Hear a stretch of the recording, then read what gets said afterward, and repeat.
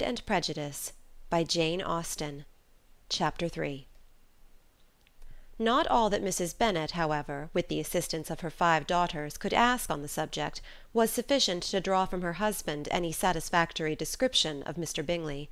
They attacked him in various ways, with barefaced questions, ingenious suppositions, and distant surmises; but he eluded the skill of them all, and they were at last obliged to accept the second-hand intelligence of their neighbour, Lady Lucas. Her report was highly favourable. Sir William had been delighted with him. He was quite young, wonderfully handsome, extremely agreeable, and, to crown the whole, he meant to be at the next assembly with a large party.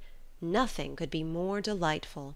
To be fond of dancing was a certain step towards falling in love, and very lively hopes of Mr. Bingley's heart were entertained. "If I can but see one of my daughters happily settled at Netherfield," said Mrs. Bennet to her husband, "and all the others equally well married, I shall have nothing to wish for." In a few days Mr. Bingley returned Mr. Bennet's visit, and sat about 10 minutes with him in his library. He had entertained hopes of being admitted to a sight of the young ladies, of whose beauty he had heard much, but he saw only the father. The ladies were somewhat more fortunate, for they had the advantage of ascertaining from an upper window that he wore a blue coat and rode a black horse. An invitation to dinner was soon afterwards dispatched, and already had Mrs. Bennet planned the courses that were to do credit to her housekeeping, when an answer arrived which deferred it all. Mr. Bingley was obliged to be in town the following day, and consequently unable to accept the honour of their invitation, etc. Mrs. Bennet was quite disconcerted. She could not imagine what business he could have in town so soon after his arrival in Hertfordshire, and she began to fear that he might be always flying about from one place to another, and never settled at Netherfield as he ought to be. Lady Lucas quieted her fears a little by starting the idea of his being gone to London only to get a large party for the ball, and a report soon followed that Mr. Bingley was to bring 12 ladies and 7 gentlemen with him to the assembly. The girls grieved over such a number of ladies, but were comforted the day before the ball by hearing that instead of 12 he brought only 6 with him from London, his 5 sisters and a cousin. And when the party entered the assembly-room it consisted of only 5 altogether: Mr. Bingley, his 2 sisters, the husband of the eldest, and another young man. Mr. Bingley was good-looking and gentlemanlike. He had a pleasant countenance, and easy, unaffected manners. His sisters were fine women, with an air of decided fashion. His brother-in-law, Mr. Hurst, merely looked the gentleman, but his friend Mr. Darcy soon drew the attention of the room by his fine tall person, handsome features, noble mien, and the report which was in general circulation within 5 minutes after his entrance, of his having 10,000 a year. The gentlemen pronounced him to be a fine figure of a man. The ladies declared he was much handsomer than Mr. Bingley, and he was looked at with great admiration for about half the evening, till his manners gave a disgust which turned the tide of his popularity, for he was discovered to be proud, to be above his company, and above being pleased, and not all his large estate in Derbyshire could then save him from having a most forbidding, disagreeable countenance, and being unworthy to be compared with his friend. Mr. Bingley had soon made himself acquainted with all the principal people in the room. He was lively and unreserved, danced every dance, was angry that the ball closed so early, and talked of giving one himself at Netherfield. Such amiable qualities must speak for themselves. What a contrast between him and his friend! Mr. Darcy danced only once with Mrs. Hurst and once with Miss Bingley, declined being introduced to any other lady, and spent the rest of the evening in walking about the room, speaking occasionally to one of his own party. His character was decided. He was the proudest, most disagreeable man in the world, and everybody hoped that he would never come there again. Amongst the most violent against him was Mrs. Bennet, whose dislike of his general behaviour was sharpened into particular resentment by his having slighted one of her daughters. Elizabeth Bennet had been obliged, by the scarcity of gentlemen, to sit down for 2 dances, and during part of that time Mr. Darcy had been standing near enough for her to hear a conversation between him and Mr. Bingley, who came from the dance for a few minutes to press his friend to join it. "Come, Darcy," said he, "I must have you dance. I hate to see you standing about by yourself in this stupid manner. You had much better dance." "I certainly shall not. You know how I detest it, unless I am particularly acquainted with my partner. At such an assembly as this it would be insupportable. Your sisters are engaged, and there is not another woman in the room whom it would not be a punishment to me to stand up with." "I would not be so fastidious as you are," cried Mr. Bingley, "for a kingdom. Upon my honour, I never met with so many pleasant girls in my life as I have this evening, and there are several of them, you see, uncommonly pretty."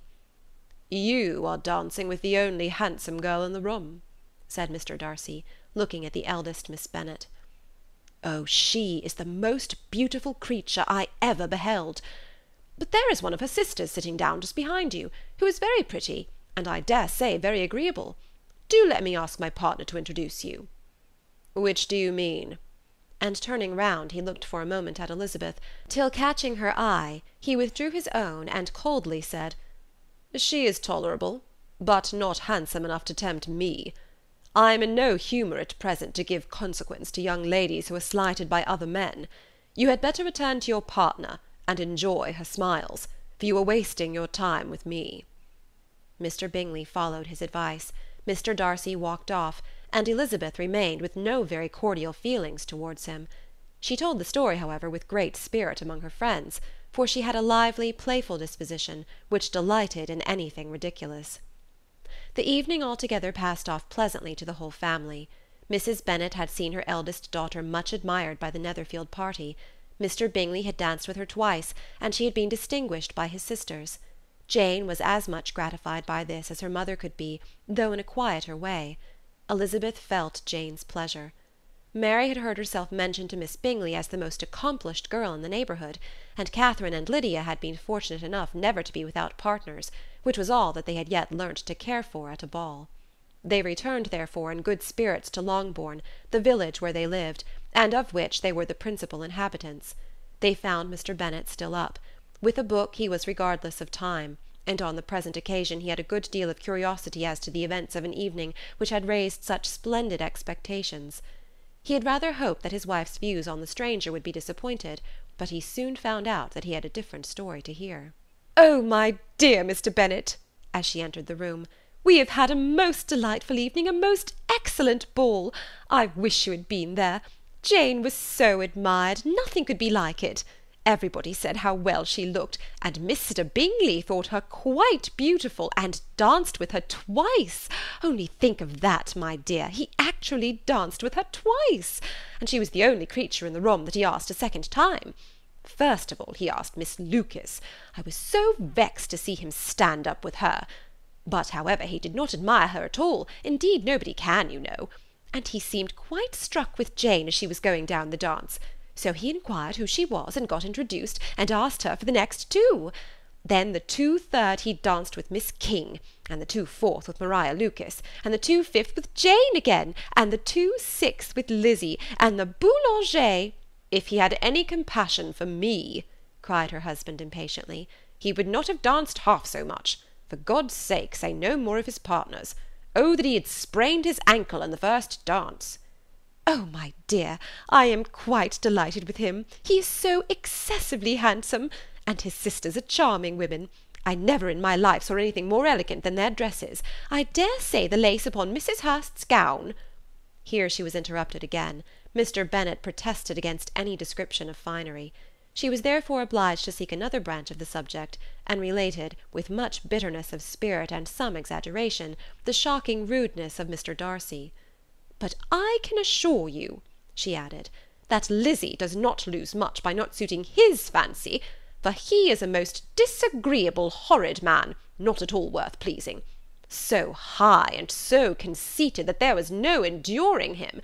He walked here and he walked there, fancying himself so very great, not handsome enough to dance with. I wish you had been there, my dear, to have given him one of your set-downs. I quite detest the man."